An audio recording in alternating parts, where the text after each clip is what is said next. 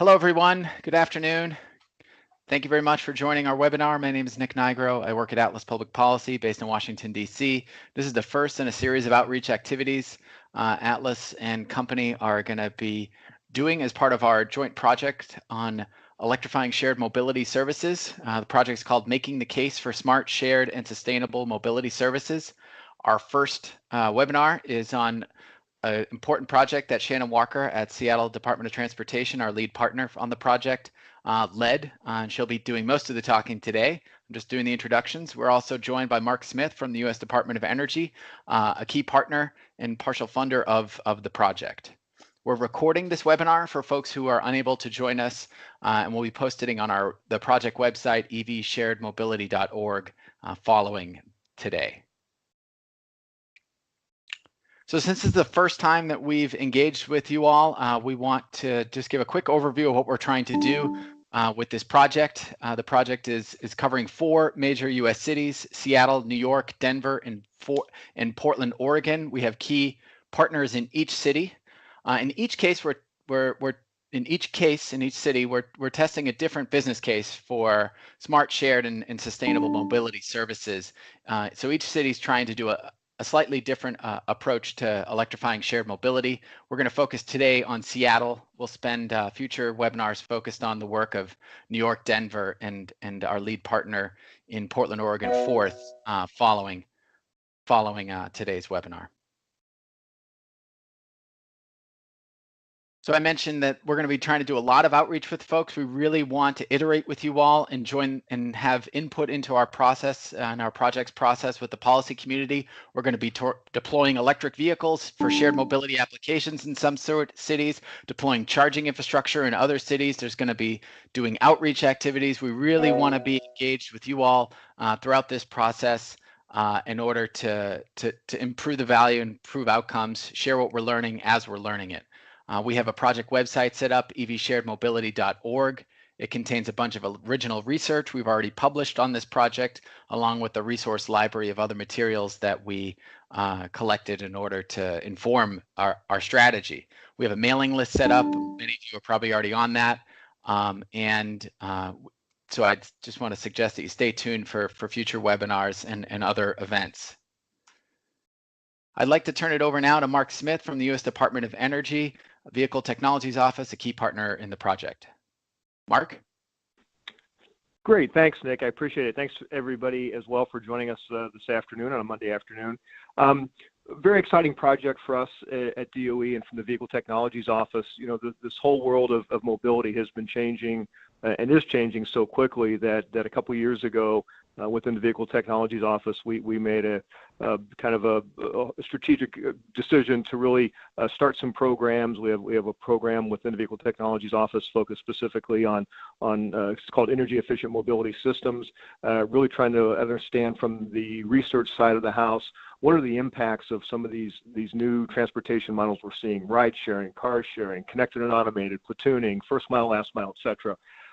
Because there can really be some tremendous energy implications there. We had our labs do a bounding study and found that, kind of unchecked, if you will, that these new transportation models or transportation systems could have an adverse impact on energy use. It could actually increase energy use by 200%.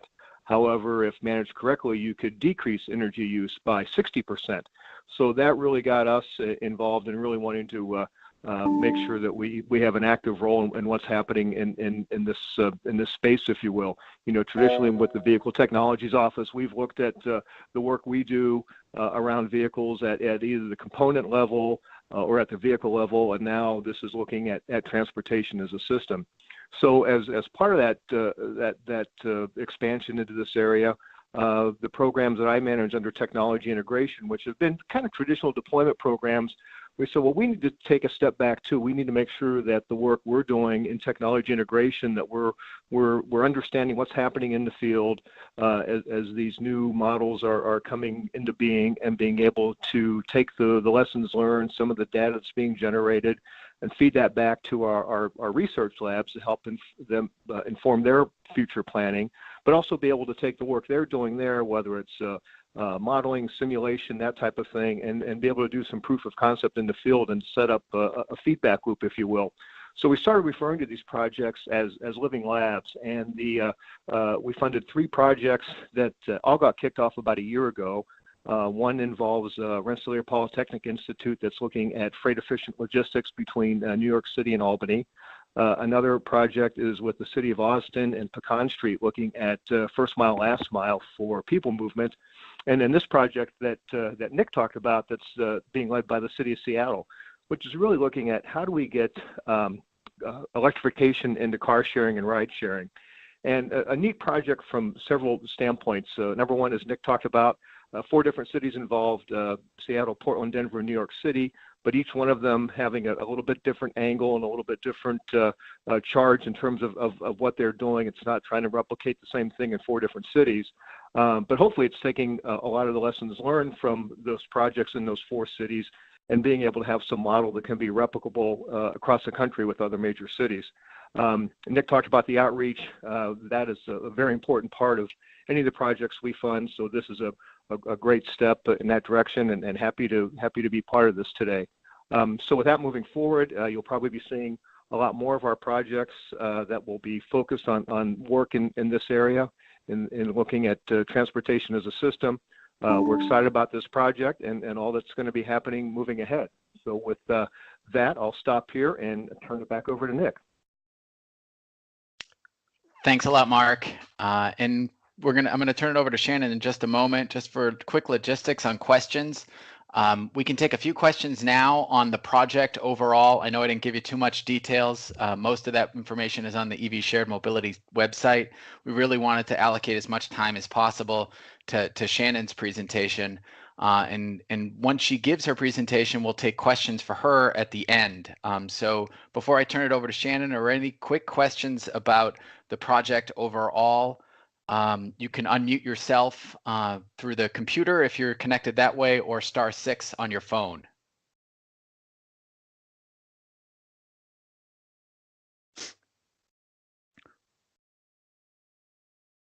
Okay, thank you very much. And now I'm going to turn it over to Shannon Walker from the Seattle Department of Transportation to talk about electrifying shared mobility. Shannon? Great, thanks, Nick. Okay, great. I can advance through the slides now. Hi, everyone. Thank you for being here this late morning, early afternoon, depending on where you're at. I'm very excited to share with you all our recent work to electrify shared mobility in Seattle. This is one of multiple efforts that we have ongoing here at the city to electrify shared mobility. I'm at the Department of Transportation in the new mobility team, but I do want to say that this project in particular was done in close collaboration with our Office of Sustainability and the Environment and Seattle City Light. So Office of Sustainability and Environment manages our overall Drive Clean Seattle implementation plan and electrification policy for the city, and Seattle City Light is our local electric utility. Great. So today I'd like to run through the following. We'll start with what shared mobility is and why Seattle is focusing on electrifying our shared mobility hubs. And then we'll go into the plan that we're actually using to test that strategy. This plan is part of the broader project that you've already been introduced to at the beginning of the webinar. So what we test here will be comparing with the other regions on the project, and lessons learned will be incorporated into a shared mobility playbook at the end of the project. The first part of our strategy in Seattle, and the part that we've recently completed, is our electric vehicle supply equipment, or EVSE, roadmap for shared mobility hubs. I'll go into how we created this roadmap and how we plan to use it throughout the course of the project. And lastly, my goal is to leave plenty of time for us to have discussion and to hear your feedback and answer any questions at the end of the presentation. For those of you who may not be familiar with the term, we often use the term TNC, or Transportation Network Company, when referring to rideshare companies such as Uber and Lyft. And since the launch of these services just a few years back, we've seen a steady increase in rides in the Seattle area. In 2017, we had roughly 20 million TNC trips. So there's a clear growing demand for this service, and TNC services can fill a transportation gap in providing on-demand door-to-door transportation options at times and in areas that the public transportation services might not reach.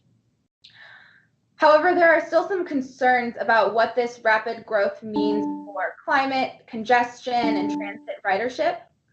Cruising TNCs, so those services driving without a passenger in the vehicle, make up 10% of all peak hour circling downtown, which contributes unnecessary congestion and emissions in an area that we know already has a rich network of public transportation options.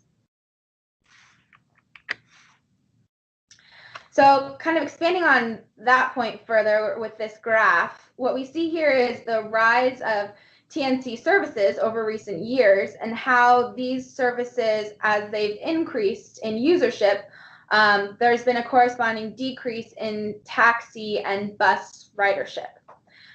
This is national data, so I do have to say that Seattle doesn't quite follow this trend to a T because our transit ridership is actually growing in Seattle. However, this graph still shows the potential for TNC services to detract from transit ridership, which at scale could have negative impacts on congestion.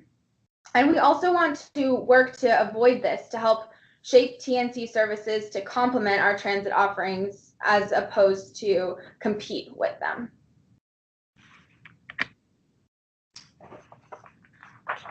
One more thing I wanted to mention was that we also know that electric vehicles have no tailpipe emissions and fewer life cycle emissions than their gasoline counterparts. So in Seattle in particular, we're lucky to have the nation's first utility that achieved carbon neutrality also back in 2005.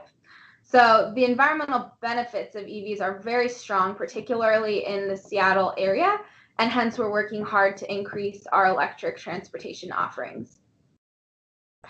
So this slide shows our new Mobility Playbook, which is really the policy guidance on how we integrate new technologies into the city of Seattle's transportation network. And the document is designed to help us take a proactive role in shaping new mobility technologies, which includes TNC services and car share services. In the case of shared mobility services, we know that without taking a proactive role in shaping these services, we're vulnerable to negative impacts like more congestion, more carbon emissions, and furthering an inequitable transportation system. On the other hand, if we shape these services, we can have better managed congestion, fewer carbon emissions, and a more diverse, convenient, and equitable suite of transportation options. With the new Mobility Playbook and its key principles as our guide, we are using this grant opportunity to place EV charging stations to serve 20 shared mobility hubs across the city of Seattle. So this strategy is designed to help support improved connections to public transit via electrically powered shared mobility services. So let's begin with what is a shared mobility hub? So these are major transit connection points throughout the city with complementary shared travel modes and services. And we've identified 100 plus of these areas throughout the city. Why should they be electrified? To reduce emissions and to accelerate EV adoption for high mileage modes. So we created our roadmap for how to electrify shared mobility hubs and to test this strategy with regional partners.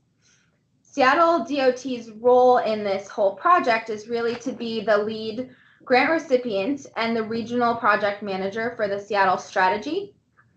I want to kind of reiterate that we are not going to own or have any legal interest in the EVSE installed through the project. And also that this roadmap does not represent city policy, but it's our pilot strategy for the project period. And we hope to use the learnings to then inform future city policy. So we started the project with extensive research and engagement, and have continued that research and engagement throughout the course of the project and plan to continue that throughout the entire duration of the project. We began with a policy synthesis, which was a synthesis of existing city policy related to transportation, climate, and shared mobility services.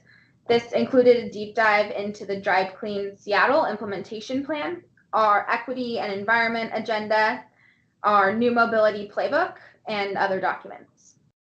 We also conducted human-centered design studies, which were focused on how to better understand where and how to site electric vehicle charging stations, particularly in low-income communities and communities of color.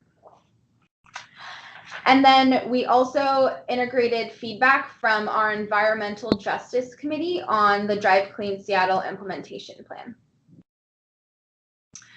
For stakeholder engagement, we had strong collaboration throughout the development of the roadmap with clearly defined roles.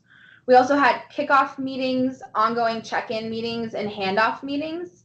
These meetings included city staff such as Seattle City Light, divisions across the Department of Transportation and the Office of Sustainability and the Environment. They also included grant partners, including ReachNow, Western Washington Clean Cities. We integrated feedback from, I mentioned this, we already integrated feedback from the Environmental Justice Committee's review of Drive Clean Seattle into the roadmap as well.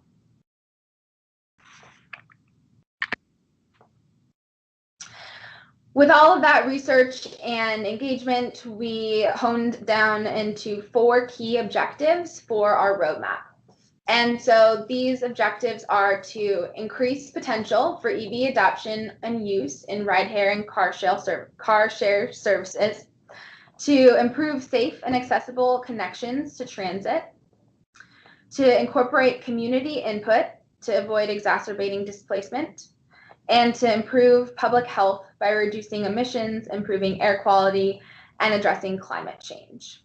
And so these objectives were really what we were tracking towards with the development of the roadmap and our implementation strategy.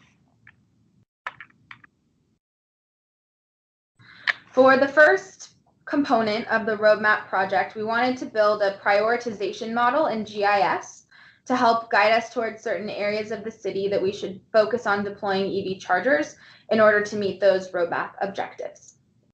We planned to use this prioritization model to select 20 shared mobility hubs out of, again, the 100 plus options that we should electrify during the course of the project. So we took research and stakeholder input, iterated many different potential metrics to get at the objectives, and had multiple review meetings and tested different scenarios and weightings. Eventually, we selected 11 different metrics across 4 prioritization areas to drive the model and weighted them according to the circle diagram on the right. So now I'll go into what each of these 4 prioritization areas was composed of and why we chose it.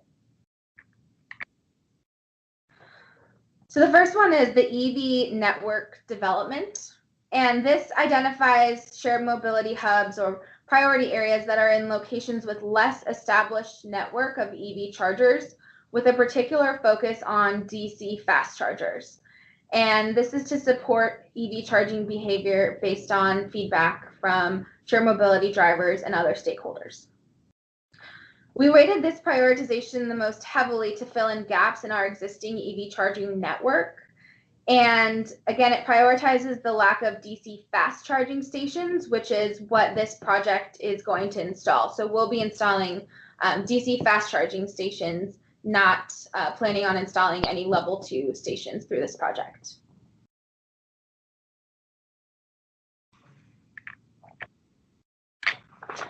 The next prioritization area was equity and environmental justice. Shannon? And yes? Oh, I was just saying, could you just tell the group, I think they might value the fact that we originally talked about doing level 2 in these projects, but then stuff changed, things changed and you moved on to just do DCFC instead. I think they might. Yeah, I can talk about that really quickly. So yeah, our original proposal had a combination of level 2 and DC fast chargers. And in talking with our partners and doing the human-centered design research and speaking with actual drivers of shared mobility services, we learned that the faster the charging, the more effective it is for the business case for shared mobility. So, these vehicles need to be operating. The more time that they're operating and the less time that they're charging, that directly correlates with higher revenue. And so for that reason, we switched the level 2 chargers and decided to use those resources just to deploy DC fast chargers. Thanks. I thought that was really interesting. Yeah, good point. So again, the next prioritization area was equity and environmental justice. And so this is identifying areas that can, where we can help address poor air quality and achieve our environmental justice objectives. So we're identifying areas here that have historically been underinvested in and that face inequitable environmental burden from air and from noise pollution. So this area then prioritizes areas with low-income households, minority households, and we also used the EPA's environmental justice screen to prioritize areas with inequitable traffic pollution burden. The third prioritization area was shared mobility, and this identifies areas that have high market demand for ride hailing and car sharing services, and also potential for future market demand. So we get at the current demand through the actual ride hail and car share demand data that we have at the city, and then we use the parking turnover index to help flag areas that will have high potential future market demand for shared mobility. And then lastly, but definitely not least, we wanted metrics that pointed to identifying gaps in transit access. So again, we want to make sure that we're helping facilitate services that connect to our transit spine, but don't compete with it or circumvent it. And so we were using these metrics to identify areas with relatively poor connecting transit service and low vehicle ownership to enable better first and last mile connections to high capacity transit.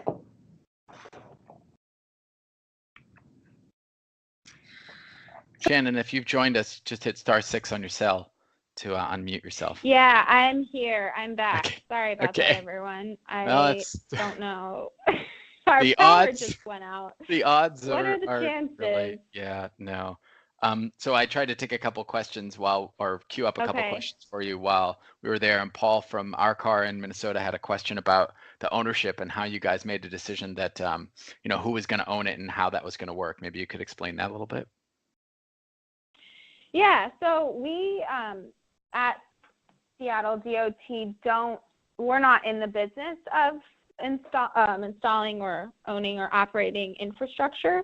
It's just not really our role within the city, but what we do is manage kind of the transportation system and the right of way as it relates to the city. And so that's why we are the manager on the project, but then we're partnering out with the EVSE installer. And so, we have a hand in that through some of the ongoing EV charging work that we do at the Department of Transportation. So that includes, for example, our EV charging in the right-of-way permit. So we can help permit the installation of chargers.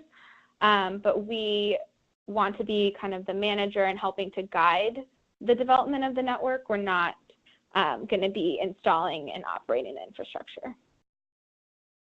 Could you share a little bit about who you expect to do that, or how that, how that process went in terms of picking out the potential owners for it? Yeah, so the named partner in the grant is Illuminosity. I do have to say we're still in the process of finalizing our agreement with Illuminosity, but that's the plan, is to have them install and own and operate the infrastructure. And they would be working with us through this project essentially to install that in alignment with the roadmap, which they helped to provide feedback into the development of the roadmap, and then also, installing the chargers to meet the objectives of the grant as well. Mm-hmm. Paul, does that answer your question?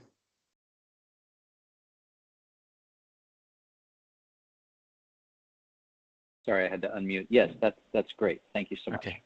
And then we had one more question before we get back into it, Shannon, and this is from Kevin over the messaging system. Will the metrics that were used on the inputs in the model be available in any of the reports that come out of this work? Yeah, Kevin, good question. That's our goal, is to, so first of all, the ones that we used and where the sources are already available online, evsharemobility.org. You can download the whole roadmap, and it says all of the metrics and the sources and what we did to use them in the model. And then actually the slide that I left off on, model framework, was where I was going to explain that we will be having so we have like an internal version, and then we also are creating a public version of the model as well that has some more aggregated data, but you can see kind of and play around with the metrics to some extent. And you can hopefully, you know, the reason why we're doing it is that so that hopefully other cities or organizations can use it as a guide in creating their own similar model. And all of the metrics, with the exception of the car share and ride hail data, are publicly available, regularly updated from the census or ACS, GTFS, things like that. So we purposefully used publicly available, regularly updated data wherever we could so that others could easily integrate it into their own models. Excellent, thanks. So I must have opened Pandora's box. We have one more question come in over text, and then we'll take it back. Just before we pick up the presentation again, too, Shannon, do you have were you on a laptop so you can still see the slides? Yeah, I just pulled it up on a laptop so I can see the slides. Okay. All right. So last questions is from Rich F. And he says, what is the dwell time assumed? How many vehicles can be supported per charger site? In the private sector, minimum of 6 DCFC charge ports are typical to assure opportunity for finding an open port. Was Erlang B calculations used to determine utilization blocking? Very sophisticated question here. Yeah. So I'm not sure what. I don't believe that this was done with the consultant Fair and Pierce, and they were extremely helpful in this work. They did a lot of the back-end technical calculating and model inputs, and I'm not sure that they used the calculation that question referred to. The number that we have in the roadmap is around 4 chargers per site. We said minimum of 2 and then around 4, and that kind of came from a combination of large depot, kind of striking a balance between a few areas and then having a more dispersed network. And there's pros and cons of each, but what we heard is that we didn't want to have just one area with all the chargers, because as shared mobility drivers are going across the city, having to always go back to one area can cause unnecessary driving. On the other hand, like the person referred to, you know, if you only have 1 or 2 chargers and they're occupied or broken, then that's not a reliable network and you can't count on it, and that will be a barrier to adoption. So that's why we were trying to strike this kind of in between with 2 to 4 chargers.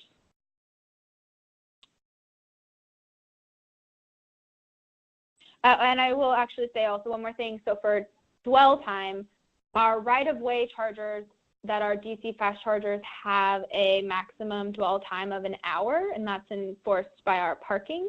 The private sites, I believe, can have different kind of dwell time restrictions.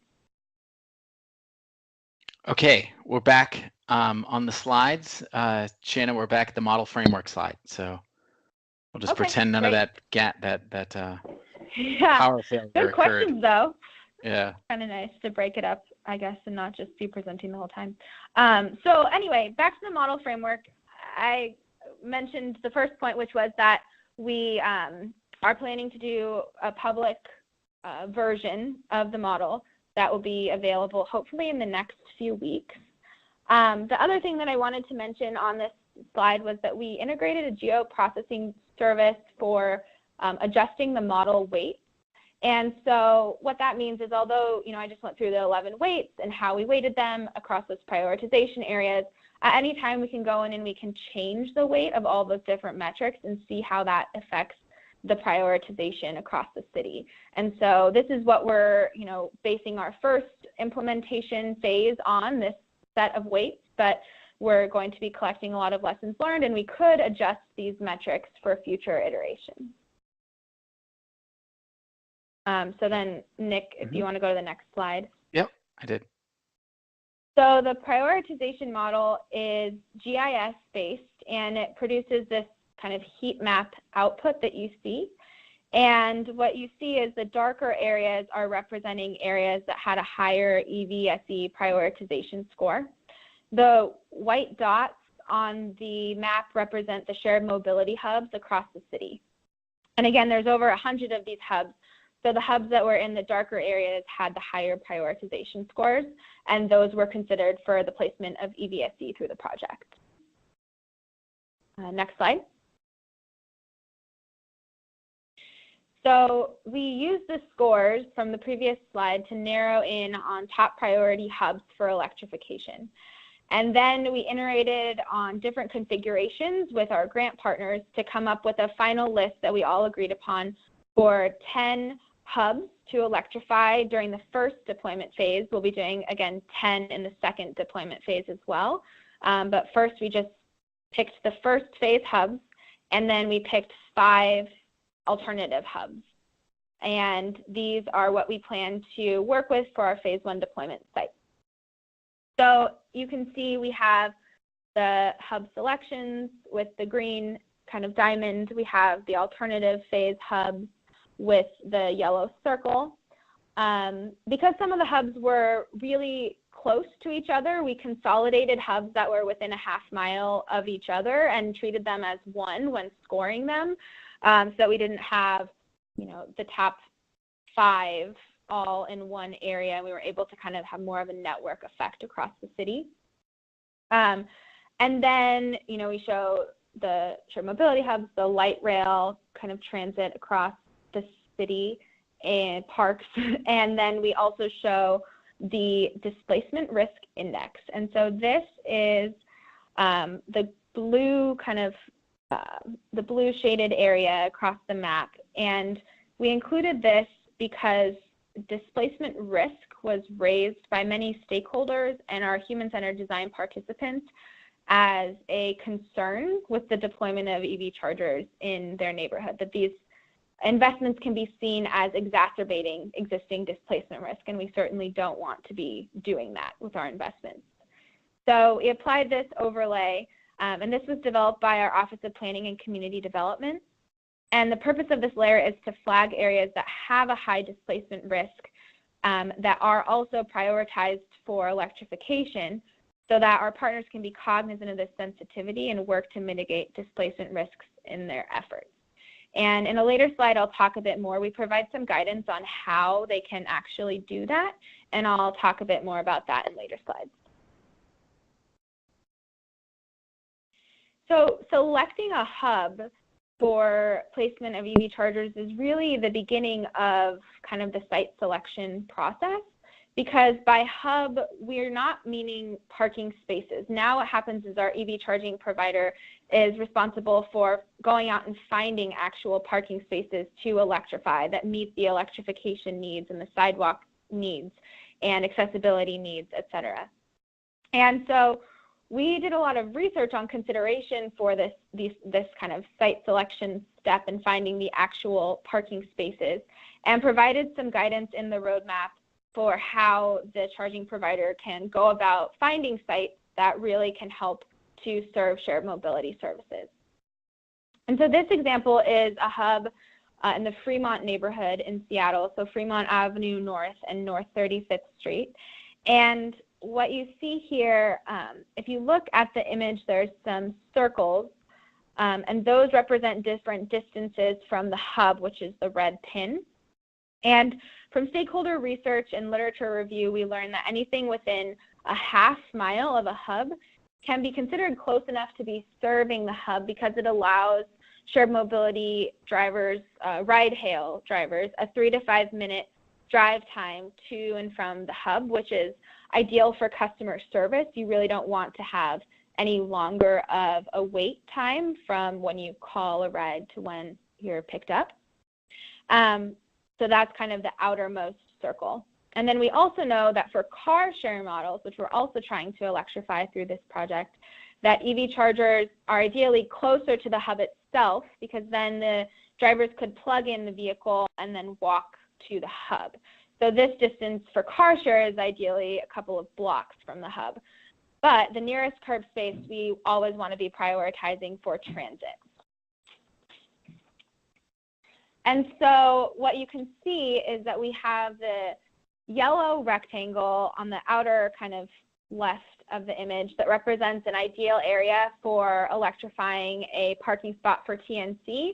It isn't ideal for car share because it's a pretty far walk if you were to park and then walk to the hub from that location. But then the blue rectangles that are much closer represent areas that would serve car share, but they aren't necessarily ideal for TNC services. And then the hashed rectangles kind of in between those two are an example that could serve both. And the white dots in this example are representing retail amenities. So ideally the chargers are near retail amenities like bathrooms, coffee shops, etc., so that particularly for ride share drivers, people can have some place to relax while they wait for their vehicle to charge. Lastly, this example is a good one because it shows that every unique site has different considerations to be taken into account. So we provide guidance, but there's always going to be differences from site to site. And so this site has the geographical barrier of the Fremont Canal that runs through the kind of ideal location for where you'd site the chargers. So although the circles indicate that charging on the other side of the canal, that's within a half mile of the hub, and that could be a decent location to site chargers, we know that if the bridge across the canal is up, it can take 10, 15 minutes to get across there into the actual mobility hub. So we wouldn't want to place chargers on the other edge, on the other side of the canal. Next slide. So there are some model limitations. Some of these are that not all transit modes or upcoming changes to our transportation system were accounted for in the current model data. So examples include the water taxi. Also, our viaduct on the Seattle waterfront is going to be removed, and that's going to change the way that people are getting around the city. Another is that the model doesn't capture the need to place EV charging at the north and south ends of the city for corridor charging, which we know from stakeholder engagement is really important to serve ride-hail drivers that come into Seattle but don't necessarily live in Seattle. The model does not account for planned EV investments or EV charging investments, just existing. And also Seattle is a very rapidly changing environment. So this data, we need to make sure that we're constantly updating it because it is a quickly changing picture. Next slide. So our partners really take it from here. We kind of take a backseat and more managerial role while they're implementing the strategy outlined in the roadmap. So there's a community engagement portion where we provide guidance for grant partners on how to engage with communities when they're particularly going out to install the infrastructure. Also, Western Washington Clean Cities is one of our grant partners, and they're leading a marketing and outreach campaign that's particularly focused on shared mobility drivers and electrifying shared mobility services. Then there's some site feasibility considerations. I spoke a bit about them in the last slide, but some others include finding areas that actually have the power we need to support a DC fast charger. So is there three-phase power available? And also spatial feasibility, particularly for right-of-way sites, an example depicted on the right here of a right-of-way charging site. The spatial feasibility is really important in these configurations. I spoke a bit already about kind of the difference between car share and ride-hail siting considerations. So I'll leave that one for now.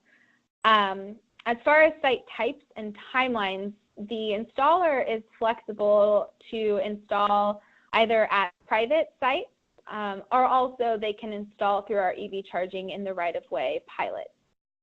And then lastly, we're working to, we have an evaluation plan in place, and we're working to develop data sharing agreements with car share, ride hail, and EV charging providers that are collaborating with us on this project. And we aim to really use this data to evaluate our strategy and to integrate those learnings into our plan moving forward and into the shared mobility playbook as well. Next slide. So we integrated the equity, an equity and displacement considerations portion kind of section into our roadmap. And this was important based on extensive stakeholder feedback and from our human-centered design studies that we really take a proactive approach to addressing this concern. And so on the right, we have our displacement risk index, which I talked a bit about in the hub selection slide. And again, we use that as a flag to identify areas that we'd like to install EV charging, but we know are also at risk have a higher displacement risk in these areas. And so in our equity and displacement considerations section, we provide guidance for our partners on some things that they can consider when they're looking to find chargers or looking to find sites and deploy chargers in these areas. So we encourage our partners to conduct early outreach and engagement in areas that are experiencing high displacement risk currently, and to really talk to the community when they are looking for sites. So to seek input and consideration on where the best places are for those EV chargers, and to come in with an open mind as to where the chargers may go to best serve the community. We also encourage our partners to not only just think about improving access for EV charging, but to EVs themselves, so that the community can directly benefit from the use, they can actually use the infrastructure that we're installing. Otherwise, the EV charging spaces really are displacing parking available for residents by reserving kind of limited parking spaces for EVs only when residents don't have EVs. In order to preemptively address displacement risks, we provided some guidance for things that partners could consider. So for example, in areas where there's high on-street parking demand, we say that we should really consider off-street solutions for EV charger placement to not exacerbate displacement risk and to take away that limited parking.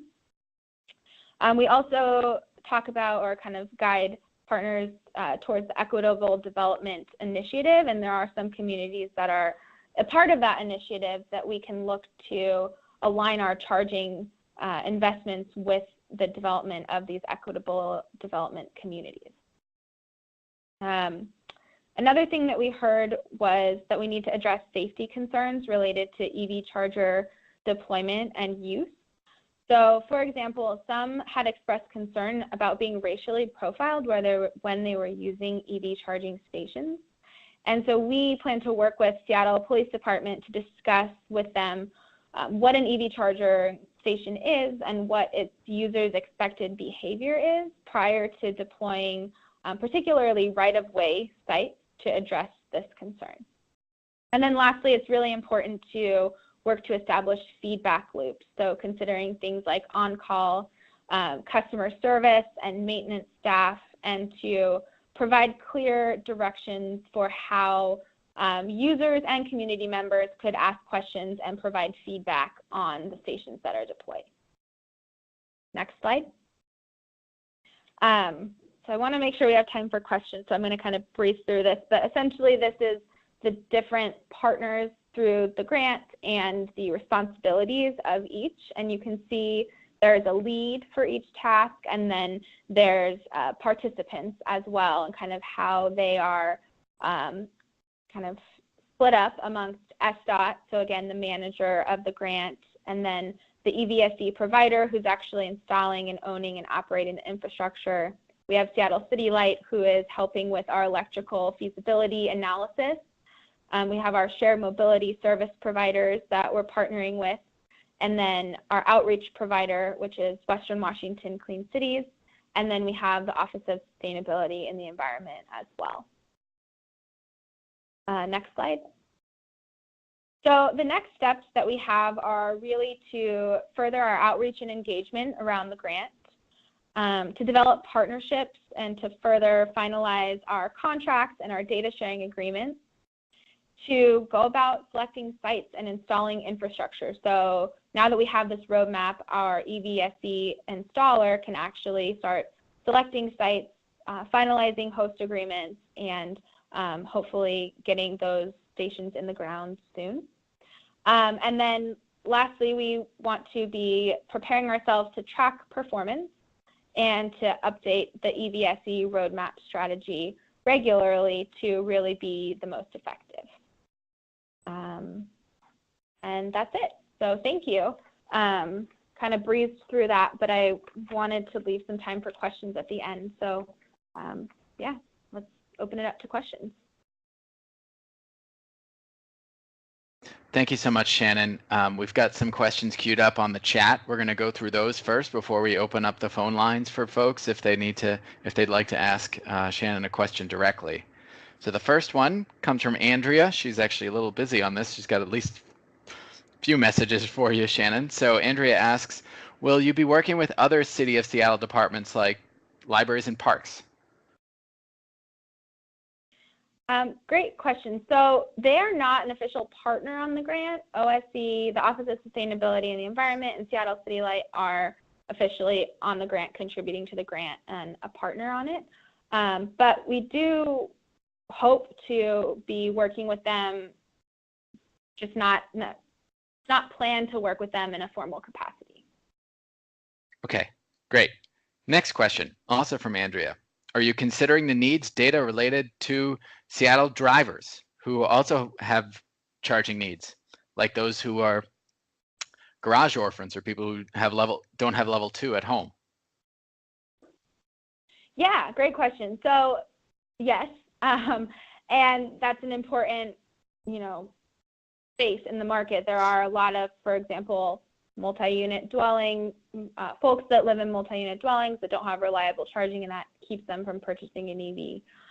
And we do want to address that. So these stations are not planned to be reserved for just car share or ride hail. They're planned to be available to the public and just placed in a way that we hope particularly helps the ride hail and car share services. But the stations are planned to be publicly available, and they'll be marketed on, I assume they'll be marketed on the typical apps for charging and things like that as well. Great. So now we have a challenge question from Rich. Basically says, okay, in a nutshell, we've got really long range EVs coming up to 300 miles pretty soon. Why do we even need these things? If you can travel 300 miles in a single day, why do we need these hubs? So I think this kind of is a great question following the previous one, right? So there are some that will be able to charge their vehicles at home at night. There are some that won't be able to. And in Seattle, there's a lot of renters, there's a lot of multi-unit dwellers, there's a lot of individuals that don't have a designated parking space. In our human-centered design studies, we interviewed shared mobility drivers, and the majority of them did not have a designated parking space to charge a vehicle even if they wanted to. So that's one reason. And yes, the range 300 plus miles, that will reduce the amount of times that you're going to need to charge your vehicle, but it turns kind of more into almost like a gas station model. You drive, but you're still going to need to fill up, and you're not going to be going home to do that. So we'll need some more of these publicly available DC fast charging stations. Great. Who's setting pricing? Sorry, I got like a lot of these questions now. People are very engaged on the chat. Great, setting the pricing. Bring them on. The pricing is set by the EVSE installer. We do not set the pricing. Okay. And this is a good one for other cities perhaps too, to learn from you all. Is there any sample language on there about how right-of-way was determined for the charging development? I guess I'm not sure, like, what does it mean to be in the right-of-way? Yeah, so, I guess if somebody's going to look to do, if somebody's looking to kind of copy and learn from you. Yeah, so we have our EV charging in the right-of-way pilot program requirements, which talk all about what right-of-way charging is, what qualifies for right-of-way charging. So there's certain areas, like if it's a dedicated bus lane or a protected bike lane, where you just can't install EV charging in the right-of-way. And so that's all in our program requirements, which are online and on the website. I think that should answer any questions, but I'm also happy to talk more about right-of-way charging. Okay, and I put your email on there, the thank you slide up, so people can send you a note if they had to, if we don't get to all your the other questions, because we've got a few more. So you mentioned towards the end about timing for this and hoping that the installations happen soon. Do you have anything more you can share on that? Will the charging provider, also on the related note, will the charging provider choose the equipment? Yes. So we have in our contract, which again is not finalized and is still being discussed, kind of some broad guidelines for the equipment, but the charging provider is choosing the equipment. We decided that it would be DC fast charging equipment based on the learnings from this project. But that's kind of about all I can share. Okay. And then, great. Is there anything you all are going to do to encourage the use of this EVSE? Part of the question I think you've already answered about pricing. That's going to be set by the vendor, the owner. Is there going to be any incentives perhaps for TNC drivers? Any outreach? Other things you want to mention about how you're going to make people aware of this? Yeah, so, at SDOT, we do kind of some outreach and engagement around electrification just in the new mobility team. So continuing that is one way. I briefly mentioned that Western Washington Clean Cities is actually partnering with us. They're creating material that's just focused on electrifying shared mobility services. And so they'll have some marketing material. They're also going to be doing at least one workshop focused on just shared mobility drivers. And then as far as incentives and other kind of creative pricing mechanisms and such, we don't have any particular plans for that, but we are constantly encouraging our partners to think with each other about ways that we can continue to deepen this partnership and work together to just further the goals of the grant. So, our first implementation strategy and our first rollout doesn't include these incentives yet, or it's not planned to. But in the future, this is something that we're open to and encouraging our partners to think about those things. Great. And so I take it that if the third party wanted to set up reservations for parking or charging at those parking spots, that'd be up to them, and that wouldn't be something you guys would get involved in? The only thing that I think about that is right-of-way and the public. So right-of-way is public space. I'm not sure how reservations. That's like a bigger question about what's allowed for right-of-way because it's supposed to be publicly available. So I'm not sure how reservations would go with existing regulations. But I couldn't say for sure about that one, I guess. Okay. So we're out of time. I want to respect everybody's time. Somebody did ask about the availability of these slides and whatnot. Everything will be posted on evsharedmobility.org, including the recording for this webinar. So I just want to take now the time to thank Shannon and Mark for participating, and everyone else for being on the line with us today. Stay tuned for more. We'll be sending out a note to everyone who registered when the recording is online. Thanks again, and bye-bye. Thank you. Bye-bye.